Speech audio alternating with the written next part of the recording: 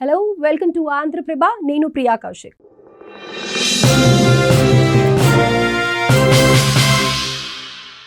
టాలీవుడ్ లో మరోసారి డ్రగ్స్ కలకలం.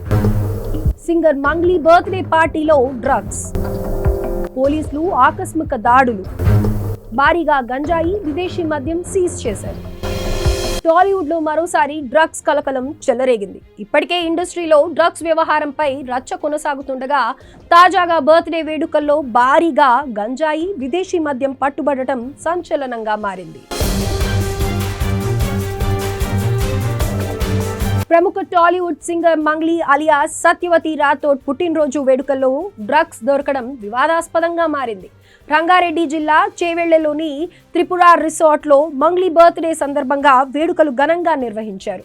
ఈ బర్త్డే పార్టీ సినీ రాజకీయ ప్రముఖులతో పాటు పలువురు యువత పెద్ద సంఖ్యలో హాజరయ్యారు. అయితే ఈ సెలబ్రేషన్స్ లో డ్రగ్స్ వినియోగం జరుగుతుందన్న సమాచారంతో పోలీసులు ఆకస్మిక దాడులు నిర్వహించారు. ఈ దాడుల్లో భారీగా గంజాయి విదేశీ మద్యం పట్టుబడ్డాయి. అలాగే పార్టీలో ఉన్న పలువురిని అదుపులోకి తీసుకున్న పోలీసులు వారికి డ్రగ్ టెస్టులు నిర్వహించగా కొందరికి డ్రగ్స్ పాజిటివ్ గా నిర్ధారణ అయినట్లు తెలిసింది. డ్రగ్స్ వినియోగించిన వారిలో కొందరు ప్రముఖుల పిల్లలు కూడా ఉన్నారని తెలుస్తోంది. ఈ దాడిలో దాదాపుగా 40 మందికి వైద్య పరీక్షలు నిర్వహించగా 9 మందికి పాజిటివ్ వచ్చిందని సమాచారం.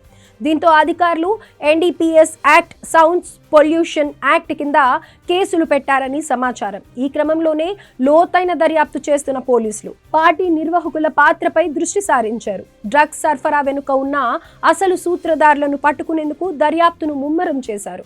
అలాగే అనుమతి లేకుండా డీజే ప్లే చేసినందుకు డీజేను సీజ్ చేశారు పోలీసులు.